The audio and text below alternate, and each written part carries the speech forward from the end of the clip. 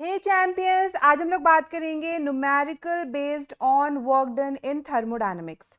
जैसे कि आप सब जानते हैं कि लास्ट लेक्चर में मैं ऑलरेडी डिस्कस कर चुकी हूँ कि जब प्रेशर कांस्टेंट होगा तो उस समय हम लोग वर्क डन का कौन सा फॉर्मूला यूज करेंगे, that is minus P external delta we.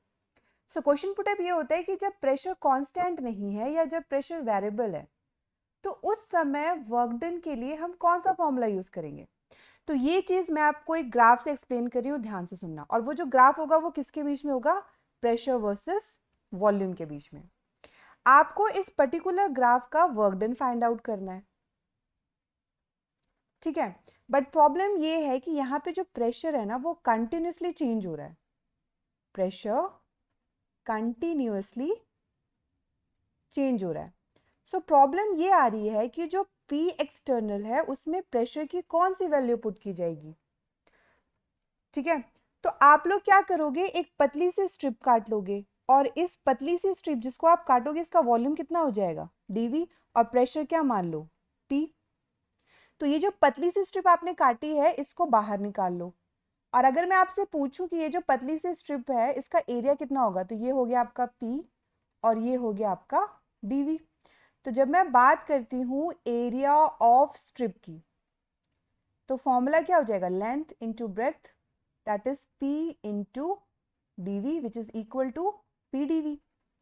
तो ये जो PdV है, जो एरिया ऑफ स्ट्रिप आ रहा है, ये कहीं ना कहीं वर्क डन जैसा ही तो है। क्लियर है? जब गैस का वॉल्यूम यहां से यहां तक बढ़ा, इस टाइम पर जो वर्क डन है वो PdV ही तो होगा। Is that clear? तो हम बोल सकते हैं कि जो मोड ऑफ वर्क डन है दैट इज dw। मॉड क्यों ले रहे हैं? क्योंकि यहाँ पे नेगेटिव भी तो आना है, ठीक है। जो मोड ऑफ वर्क डन है दैट इज dw, वो किसके इक्विवेलेंट होगा? PdV के। यस और नो? जो किसके इक्विवेलेंट है? एरिया ऑफ स्ट्रिप के। तो यहां से हमें एक चीज समझ में आई कि अगर हम प्रेशर वर्सेस वॉल्यूम के अंदर छोटा सा एरिया ले लें तो वो छोटा सा वर्क डन देता है हमें, ठीक है। उसी तरीके से जब हमें क्या फाइंड आउट करना है, जब हमें फाइंड आउट करना है टोटल वर्क डन, तो उसके लिए हमें क्या करना पड़ेगा? टोटल एरिया निकालना पड़ेगा। क्लियर है? तो टोटल वर्क डन हम लोग कैसे फाइंड आउट करेंगे? हमें dw को भी इंटीग्रेट करना पड़ेगा और pdv को भी इंटीग्रेट करना पड़ेगा। यस और नो? तो जो हमारा नेट वर्क डन होगा वो क्या होगा? Net work done equals to integration of pdv। और pdv का जो इंटीग्रेशन है वो कहां से कहां तक होगा? वॉल्यूम v1 से वॉल्यूम v2 तक। क्लियर है? तो मैं ये कह सकती हूं कि प्रेशर वर्सेस वॉल्यूम के अंदर का जो एरिया होता है वो हमारा क्या होता है? वर्क डन होता है। क्लियर है? तो कहने का मतलब है जब आपका प्रेशर क्या है? वेरिएबल है। वेरिएबल इन द सेंस जब प्रेशर की वैल्यू क्या हो रही है? लगातार चेंज हो रही है।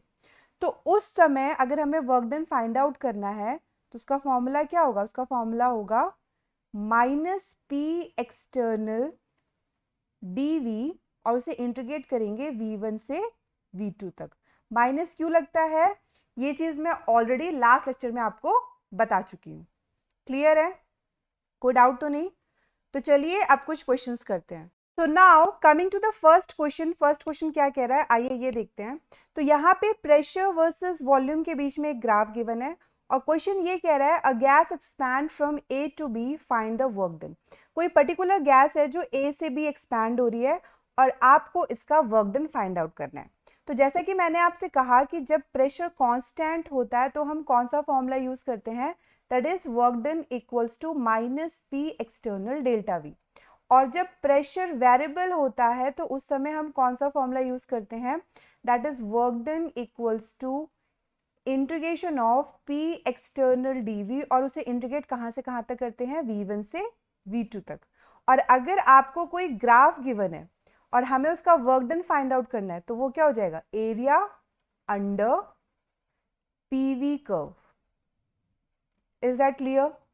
तो यहां पर अगर आप लोग प्रेशर को देखो तो जो प्रेशर की जो वैल्यू है वो ए से बी जाने में क्या हो रही है, चेंज हो रही है। इनिशियली ए पॉइंट पे प्रेशर की वैल्यू कितनी है, 2 है, फिर एक पॉइंट पे 3 है, फिर एक पॉइंट पर 4 है।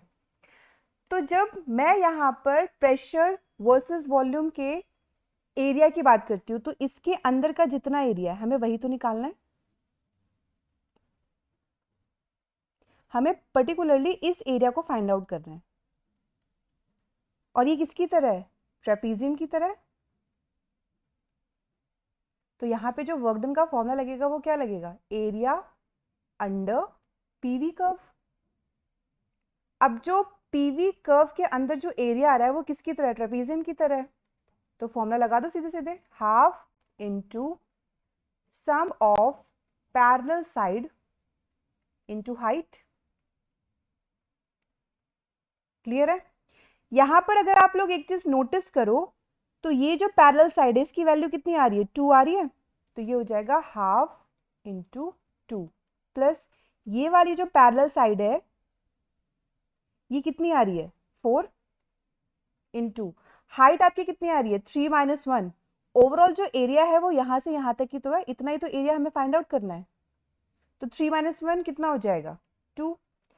तो ये आ जाएगा 6। और अगर मैं बात करती हूँ यूनिट की, तो प्रेशर आपको दे रखा है एटीएम में और वॉल्यूम आपको दे रखा है लीटर में, तो ये हो जाएगा 6 एटीएम लीटर। बट जब मैं बात करती हूँ साइन कन्वेंशन की, तो यहाँ पर अगर आप लोग ध्यान से देखो तो जो गैस है हमारी वो क्या हो रही है, वो एक्सपैंड हो रही है। तो जब गैस एक्सपैंड होती है इसका मतलब डेल्टा वी क्या होता है, पॉजिटिव। तो वर्क डन हमारा कैसा हो जाएगा, नेगेटिव। ये चीज आपको ग्राफ से भी समझ में आ जाएगी। जो वॉल्यूम है आपका वो 1 से कहाँ पे जा रहा है, 3 पे, मतलब वॉल्यूम इंक्रीज हो रहा है, मतलब वॉल्यूम पॉजिटिव है। तो जो आपका वर्क डन है वो कैसा आ जाएगा, नेगेटिव। तो ये आ जाएगा -6 ATM litre. But work done की जो यूनिट होती है वो किस में होती है, जूल में होती है। तो जो 1 एटीएम लीटर होता है वो किसके इक्विवेलेंट होता है, 101.3 जूल के। तो जब आप 6 एटीएम लीटर को 101.3 से मल्टीप्लाई करोगे तो आपका ओवरऑल वर्क डन आ जाएगा इन जूल।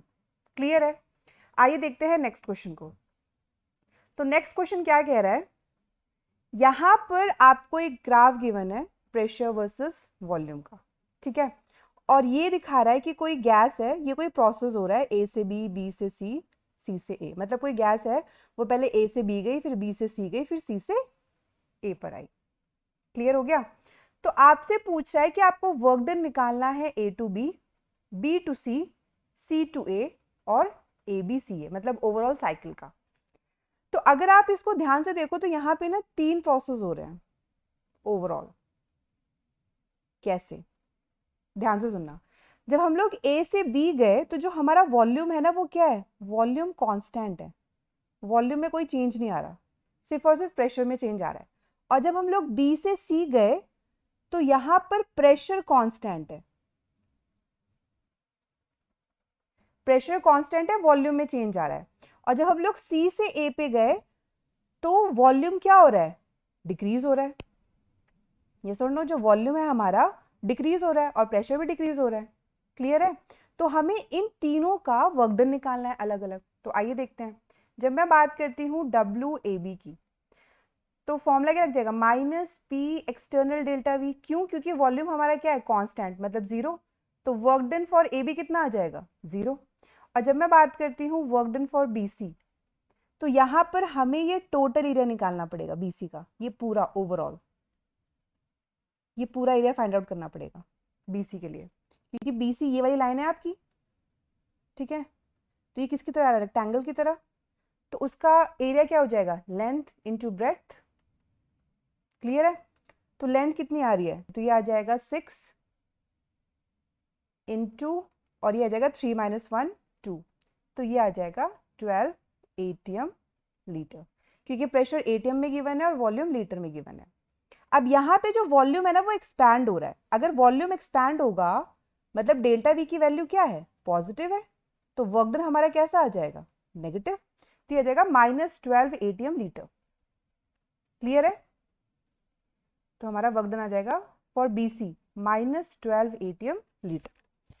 तो बीसी का तो निकाल दिया, अब किसका निकालना है, अब हमें निकालना है सीए का। तो सीए में हमें बस इतना फाइंड आउट करना है, बस इतना पोर्शन। और ये किसकी तरह है, ट्रेपीजियम की तरह। तो W फॉर CA कितना हो जाएगा, half into sum of parallel side into height, ये तो होगा। So half into parallel side की अगर मैं बात करूं तो ये पैरेलल साइड कितनी आ रही है, 2, और जो ये वाली जो पैरेलल साइड है ये कितनी आ रही है, 6। अगर मैं इसको किसी और कलर से नोटिस करूं ताकि आपको क्लियरली चीज़ें विजिबल हो जाए, ये कितना आ रहा है आपका, 2 आ रहा है। ये जो सम ऑफ पैरेलल साइड है, एक तो ये 2 हो गया और ये कितना हो जाएगा, ये हो जाएगा आपका 6। तो ये हो गया 2 + 6। और अगर मैं बात करती हूँ हाइट की, तो 3 - 1 2, 2 से 2 कैंसल आउट, तो ये कितना आ जाएगा, 8 ATM लीटर। अब अगर मैं बात करती हूँ साइन की, तो यहाँ पे जो डेल्टा वी है ना वो क्या हो रहा है, वो डिक्रीज हो रहा है। अगर डेल्टा वी डिक्रीज हो रहा है, अगर डेल्टा वी नेगेटिव है, तो हमारा वर्क डन कैसा हो जाएगा, पॉजिटिव। तो ये कितना आ जाएगा, +8 ATM लीटर। क्लियर है। तो अब यहाँ पर अगर मैं बात करती हूँ वर्क डन फॉर, मतलब जो आपका साइक्लिक प्रोसेस है ABCA, तो मुझे इन वैल्यूज को क्या करना है, सिर्फ ऐड ऑन करना है।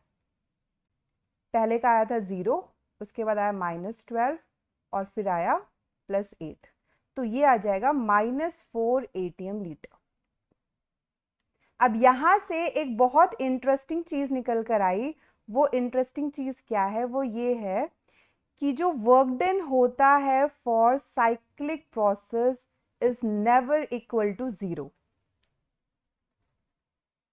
और यहां से हमें क्या पता चलता है कि जो वर्क डन है वो हमारा पाथ फंक्शन है, स्टेट फंक्शन नहीं है।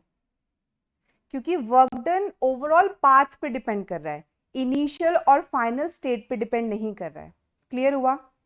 अब यहां पर मैं आपको एक शॉर्टकट तरीका बताती हूं कि आप किस तरीके से डायरेक्टली वर्क डन निकाल सकते हो। देखो यहां पर अगर मैं एक एक, जैसे मैंने यहाँ पे बोला ना कि वर्क डन ABCCA, कई बार क्वेश्चन में आपसे पूछ लेगा कि आपको ये डायग्राम दे दिया और उसने आपसे पूछ लिया कि आपको वर्क डन निकालना है ABCA का, कोई पर्टिकुलर ग्राफ गिवन है और वो आपसे कह रहा है कि find the work done for ABCA, मतलब इस ओवरऑल साइकिल का। तो इसका एक और प्रॉपर तरीका है, वो ये है कि अगर हमें वर्क डन निकालना है किसी भी पर्टिकुलर साइकिल के लिए, तो वो हो जाता है एरिया ऑफ साइकिल के इक्वल। तो अगर आप इसको देखो तो ये क्या है, आपका ट्रायंगल ही तो है। तो इसका वर्क डन निकालने के लिए फॉर्मूला कौन सा यूज करेंगे, half into base into height. Clear है।